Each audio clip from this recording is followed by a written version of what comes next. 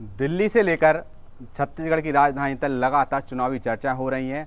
वहीं जिस प्रकार से देखा जाए तो बीजेपी ने अपनी लिस्ट जारी कर दी है। 85 लोगों को मैदान में उतारा है, उसमें कई दिग्गज हैं और कई युवा भी हैं। जिस प्रकार से अभी देखा जाए तो कांग्रेस की तरफ से CWC की बैठक चल रही है। बैठक में कई तमाम दिग्गज हैं, इसमें मल्लिकार्जुन खड़गे हैं, कुमारी शैलजा है, CM भूपेश बघेल हैं और उप मुख्यमंत्री TS सिंहदेव भी हैं। सबसे ज़्यादा कहा जा रहा है कि युवाओं को इस बार मौका मिलेगा। हमारे साथ में आदित्य शरण सिंहदेव हैं, जो कि कांग्रेस के युवा चेहरा हैं, युवा नेता हैं। किस प्रकार से देखते हैं इस बार, अगर उस बैठक में अगर मंथन होता है, चिंतन होता है, कहा जा रहा है कि पितृपक्ष के बाद लिस्ट निकलेगी, तो क्या युवाओं को अगर मौका दिया जाता है तो कैसे देखते हैं आप युवाओं को लेकर प्रदेश में? आज कांग्रेस की CWC की मीटिंग 2 दिन पहले हुई थी और आज CEC चीफ इलेक्शन कमेटी जो रहती है उसकी मीटिंग AICC में जारी है। पहले मिज़ोरम की मीटिंग थी, अब छत्तीसगढ़ की मीटिंग चालू है और फाइनल डिसीजन अब सीटों पे यहाँ पर होना है। कांग्रेस की जो प्रक्रिया रहती है उसमें प्रदेश के लेवल पे स्क्रूटनी होती है, नामों को चयन किया जाता है और इसके साथ साथ युवाओं के लिए खासकर अलग से यूथ कांग्रेस की तरफ से भी सेशंस दिए जाते हैं। हम लोग के राष्ट्रीय अध्यक्ष BV श्रीनिवास जी हैं, वो भी बहुत ध्यान रखते हैं कि युवाओं को मौका मिले, जगह मिले और उनकी तरफ से स्टेट का एक पैनल यूथ कांग्रेस के लिए भी जाता है। लेकिन अल्टीमेटली बात ये आती है कि जो बेस्ट कैंडिडेट हो, सिर्फ कोटे के आधार पर सीट मिलना एक बहुत कई बार लगता है कि होना चाहिए, लेकिन अल्टीमेटली चुनाव में जो बेस्ट कैंडिडेट हो पार्टी को उसको आगे करना सबसे ज़रूरी है। और आप पिछली बार भी देखेंगे तो हमारे यहाँ कई युवा चेहरे सामने थे। भिलाई से देवेंद्र यादव पहले वहाँ मेयर रहे, आगे जाके फिर अब विधायक रहे। इस बार भी काफ़ी अच्छे से वहाँ वो मेहनत किए हैं। हम लोग को उम्मीद है कि उनको इस बार टिकट मिलना चाहिए। हम लोग के यहाँ के छन्नी साहू जी जो खुद से लड़ी, वो भी युवा नेताओं में गिना नहीं जाती, लेकिन उनकी वर्ष 32 वर्ष की लगभग मेरे साथ की हैं, उम्र में 32 वर्ष की हैं, वो भी युवा नेता हैं। शकुंतला जी हो गए, उनको टिकट मिली और ऐसे कई नाम हैं जिनको विकास जी हो गए, विकास उपाध्याय जी। तो कई युवा चेहरे हैं कांग्रेस के जो दावेदारी पहले भी किए, नए लोग भी हैं जो इस बार दावेदारी कर रहे हैं। हम लोग के आकाश शर्मा जो युवा कांग्रेस के अध्यक्ष हैं वो भी दावेदारी कर रहे हैं। तो हम लोग को उम्मीद है कि कई युवा साथियों को मौका मिलेगा। अंबिकापुर की बात करें, सरगुजा एक अंचल बड़ा महत्वपूर्ण राजनीति के उससे देखा जाए तो एक अलग ही उसमें मिजाज रहता है, सियासी गर्माहट भी देखने को मिलती है, तकरार भी देखने को मिलता है।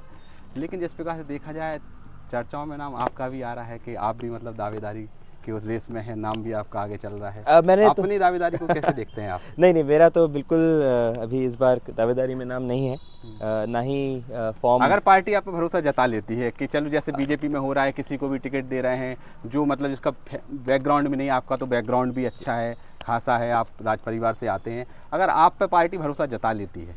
पार्टी का तो वैसे जो निर्णय रहता है उसको तो सर्वोपरि है, लेकिन हम लोग के यहाँ थे अंबिकापुर से तो बात साफ है कि इस बार सबकी सर्वसहमति से नाम TS सिंहदेव जी का गया है आगे और हम लोग को पूरा उम्मीद है कि उन्हीं का नाम यहाँ से आगे रहेगा और उनके नेतृत्व में ही यहाँ सरगुजा में चुनाव लड़ा जाएगा। अच्छा, मतलब आप अभी ऐसा आपका कोई मन नहीं है ना चुनाव लड़ने नहीं, का? अभी तो पार्टी के लिए काम करने का मन है और इस विधानसभा चुनाव में सरगुजा से ज़्यादा से ज़्यादा सीटें आए, जहाँ जहाँ हम लोग काम करके अपना अच्छा रिजल्ट ला सकें, उसी के हिसाब से अभी रणनीति भी है। यहाँ पे लोगों के बीच में जो काम करने का मौका मिले उसी में हम लोग लगे रहेंगे और पार्टी के ज़्यादा से ज़्यादा सीट आ सकें इस पर मेहनत रहेगा। तो मतलब आपकी बिल्कुल युवाओं की बिल्कुल अहम भूमिका मतलब सरगुजा संभाग में उनको होने वाली है इस बार? युवा साथी बिल्कुल, युवा साथी हर तरफ सरगुजा में पहल कर भी रहे हैं, मेहनत कर भी रहे हैं। यूथ कांग्रेस के साथी हों, NSUI के साथी हों, अन्य युवा साथी हों, अलग अलग रूप में युवा मितान क्लब के साथी हों, सब लोग अपनी तरफ से पार्टी के लिए खूब अच्छे दायित्व से काम कर रहे हैं और युवा ज़रूर हम लोग इस बार देख भी रहे थे तो लगभग हर पोलिंग बूथ में आप देखेंगे ज़्यादातर जगह, चाहे ग्रामीण एरिया हो चाहे शहरी एरिया हो, अंडर 40 वोटर्स अगर आप देखें तो 45 से 55% वोटर बूथ में अंडर 40 के हैं। तो ज़रूर मेरे हिसाब से इस बार कई जगह तो 60 के ऊपर भी।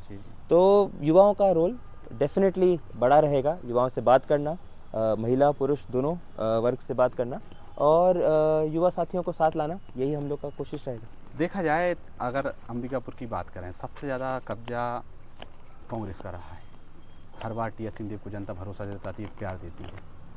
अब इस बार किस नज़रिए देख रहे हैं, जिस प्रकार सर्वे पोल आ रहे हैं सरगुजा के कि आधी सीटें बीजेपी की और आधी कांग्रेस की, 50-50 का मामला, पिछली बार मतलब 14 में से 14 सीटें कांग्रेस के पक्ष में रहीं। किस प्रकार से देखते हैं आपका आज इस बार का माहौल आप? सरगुजा में लोगों ने हमेशा बहुत प्यार आशीर्वाद टी एस सिंहदेव जी के ऊपर अपना दिया, साथ बहुत लोगों का मिला और विश्वास भी बहुत मिला।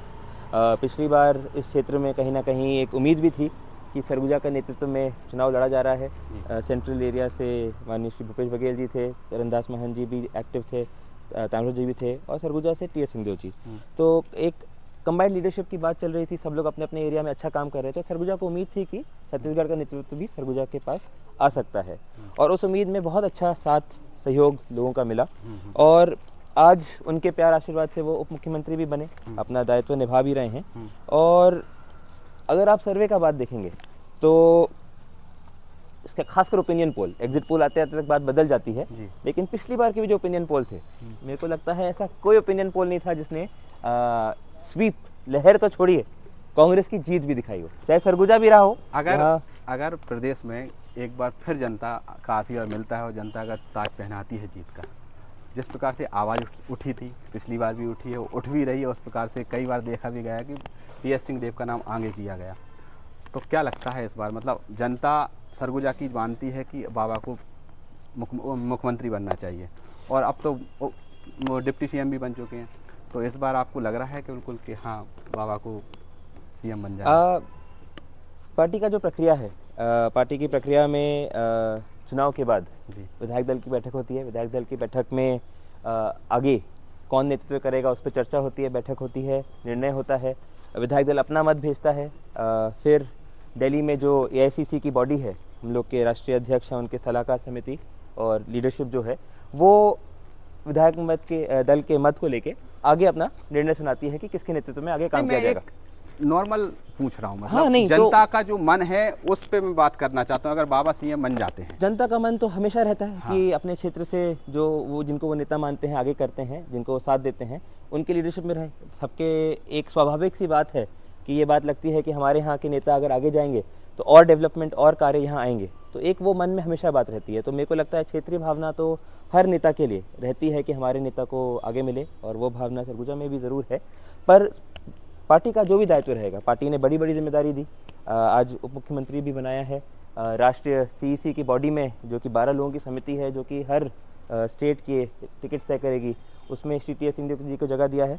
तो अपने लीडरशिप में, सेंट्रल लीडरशिप में उनको कहीं ना कहीं पार्टी अहम भूमिका में देख रही है और साथ ही साथ हम लोग को उम्मीद है कि स्टेट में भी बड़ी जिम्मेदारी मिलेगी और जो जिम्मेदारी मिलेगी उसको हम लोग को पूरा भरोसा अच्छे से निभाएंगे, छत्तीसगढ़ के लिए भी और सरगुजा के लिए भी। अच्छा, अगर प्रदेश में सरकार बनती है, जिस प्रकार देखा जाए, तो अभी कितनी सीटों की आप उम्मीद कर रहे हैं कि कितनी सीटों की सरकार आप बना ले जाएंगे इस बार?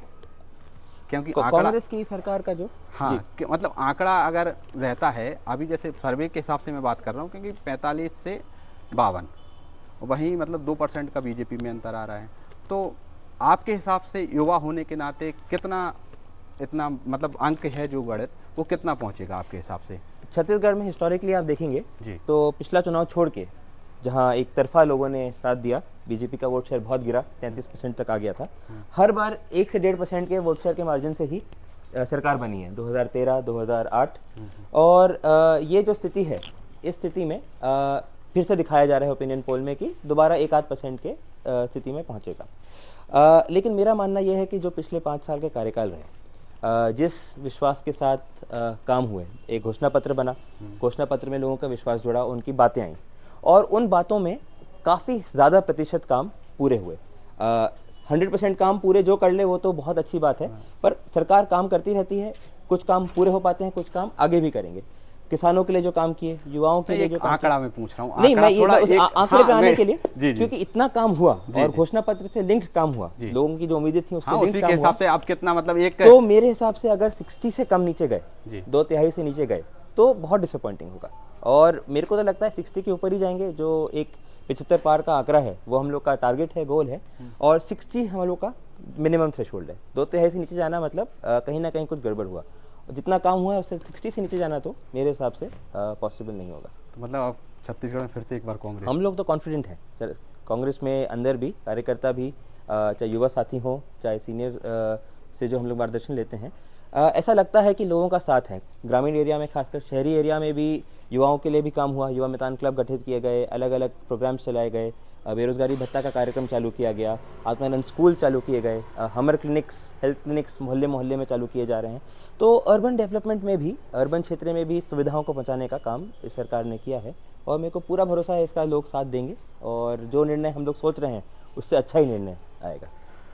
ये थे हमारे साथ में युवा चेहरा आदर्श शरण सिंह देव, जिन्होंने साफ तौर पे अपनी बात रखी और कहा है कि जिस प्रकार से काम हुआ है उसी के आधार पर अब सरकार फिर से कांग्रेस की छत्तीसगढ़ में बनेगी और देखना होगा कि अब जनता किस पर अपना भरोसा जताती है और किसको अपनी जीत का ताज पहनाती है।